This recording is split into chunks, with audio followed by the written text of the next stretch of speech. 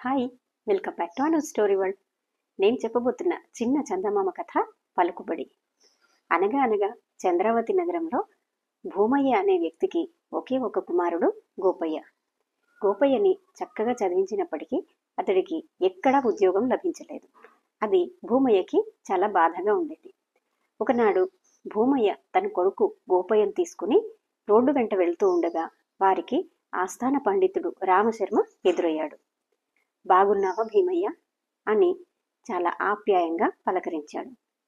ఏం బాగోలేండి అయ్యగారు, నా కొడుక్కి 25 ఏళ్ళు వచ్చినా ఇప్పటికీ ఉద్యోగం దొరకలేదు. రాజుగారి వద్ద మీ మాట చెల్లుబాటు అయ్యే కాలంలో వీడు ఎదిగి రాలేదు. ఏం చేస్తాం, అంతా మా అదృష్టం అంటూ వెళ్ళిపోయాడు. ఆ తర్వాత కొన్ని రోజులకి, అంటే ఒక నెల రోజుల లోపలే గోపయ్యకి రాజాస్థానం నుండి ఉద్యోగం వచ్చినట్టుగా కబురందింది. తర్వాత కొన్ని రోజులకు గోపయ్య తన తండ్రి భీమన్నతో, అసలు రామశర్మ గారు ఎవరికీ ఉద్యోగాలు సిఫార్సు చెయ్యరట. అలాంటిది నాకు ఈ విధంగా ఉద్యోగం ఎలా ఇప్పించగలిగారో నాకు అర్థం కావట్లేదు అని తండ్రితో అన్నాడు. అప్పుడు తండ్రి నవ్వుతూ, అదేరా లౌక్యం అంటే.